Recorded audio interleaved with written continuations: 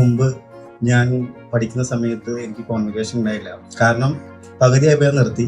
അതെന്ന് വെച്ച് കഴിഞ്ഞാൽ നമ്മൾ ചോദിക്കുന്ന സംശയങ്ങൾക്ക് ഉത്തരം അവിടെ ഇല്ലാന്ന് അറിഞ്ഞപ്പോൾ നിർത്തി.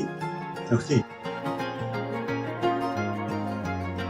ഞാൻ ജോലി അന്വേഷിക്കുമ്പോൾ ആദ്യം കിട്ടിയത് ഫ്രീ ഇന്റേൺഷിപ്പ് ആയിരുന്നു. അവിടെ കാര്യമായിട്ടൊന്നും ചെയ്യാനുണ്ടായിരുന്നില്ല.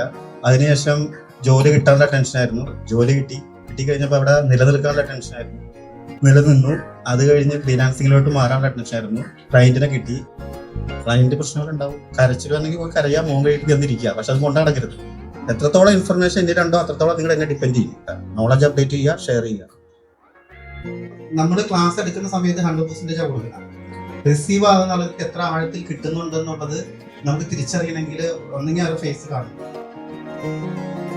അല്ലെങ്കിൽ അവർ നമ്മളോട് ചോദിക്കണം. നിങ്ങൾ നിങ്ങളുടെ മേഖല തിരിച്ചറിഞ്ഞു കഴിഞ്ഞാൽ ആ മേഖലയിലാണ് നിങ്ങൾക്ക് ട്രെയിനിങ് വേണമെന്നുണ്ടെങ്കിൽ അത് പ്രത്യേകിച്ച് കോസ്റ്റ് ഒന്നും ഇല്ല. ഇവിടുന്ന് പോകുന്ന ഏതൊരു വ്യക്തിക്കും തിരിച്ചു വന്നിട്ട് എനിക്ക് ഈ ഒരു മേഖലയിൽ കുറച്ച് ദിവസം ട്രെയിനിങ് വേണം എന്ന് പറഞ്ഞാൽ അതിന്റെ പ്രാക്ടിക്കാലിറ്റി വിത്ത് ലൈവ് പ്രൊജക്റ്റോടുകൂടി തരാൻ റെഡിയാണ്. കാരണം നമുക്കിവിടെ ഫുൾ ടൈം വർക്കുകളുണ്ട്. ഒരു ഫുൾഫിൽ ആകാതെ പ്രയോറിറ്റി വരുത്താതെ നിങ്ങൾ ഇവിടുന്ന് പോകരുത് എന്നുള്ളതാണ്. ഈ കോൺവെക്കേഷൻ സർട്ടിഫിക്കേഷൻ ഒക്കെ വിട്ടേക്കാം. അതിനുശേഷം നിങ്ങൾക്ക് തിരിച്ചു വരാം.